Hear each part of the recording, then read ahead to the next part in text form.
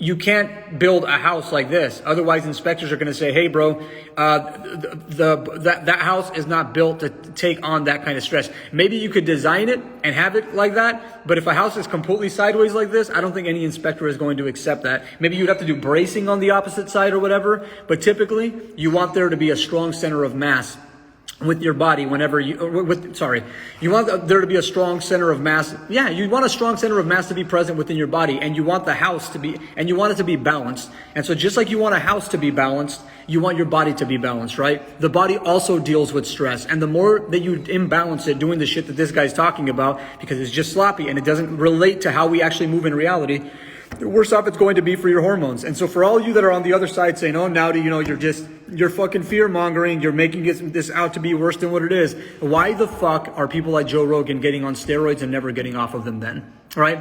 Why do people, as they get older, end up having to get on all these fucking steroids? You can't tell me it's because, oh yeah, just naturally things begin to taper down. They don't naturally taper down. You condition them to taper down. You can retain higher levels of testosterone if your body is not constantly dealing with the stress of being imbalanced all the time, right?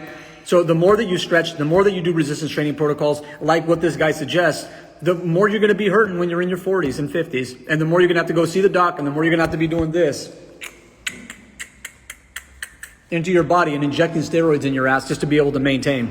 I'm the kind of person that, I like just to wake up in the morning, go take a shower, clean up, maybe eat some breakfast if I'm hungry, and then just go on with my day. I don't want to have to go through that extra step of I got to inject my ass with some steroids, and now I got to go schedule an appointment to go see some regenerative medicine person, and now I have to, and I have to make sure that I have that scheduled quite often. I'd like to, if sometime I want to go camping for about a month and a half, I'd like to know that I don't have to go to any hospital or any clinic to deal with my shit. I'd like to just move around and freely do my shit without having to maintain myself. I mean, ask yourself this.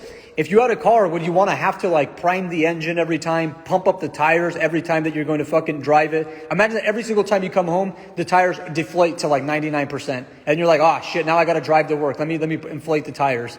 Imagine that the alignment is off and you're like, okay, the alignment's completely off. Now I got to go to an alignment shop, and then from there, drive it over to the alignment shop, have them align it. Imagine that if every day that you had to function, you had to do that every fucking day. You wouldn't want to buy that car.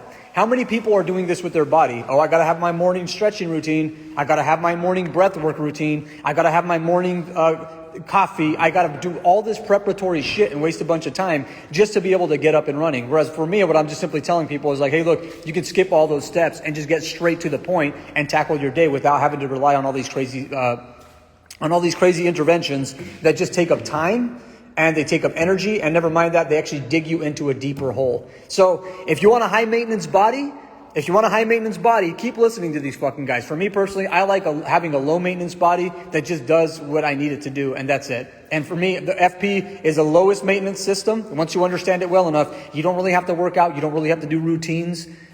All that shit's kind of irrelevant. You kind of just intuitively learn to listen to your body. You learn to just basically alter your mechanics on certain positions, change the way that you respond to stress as it relates to your biomechanics. And the next thing you know, that's how you solve your pain. So that's my position on it. I'm sure there's a bunch of people who've probably, there's nobody really saying shit. No, I usually by now, somebody would be in here giving the guy the benefit of the doubt without realizing that there's been many people that were like him just a few years ago that were promoting the same shit who are all fucked up now.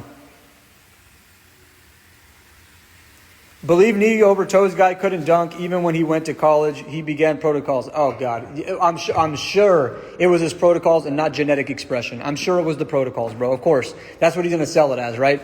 Bro, he was already a Division III collegiate athlete, and then he said he bumped up to Division I after he did the shit that he did. But bro, he was already a collegiate athlete. Bro, just stop. You guys are so fucking gold.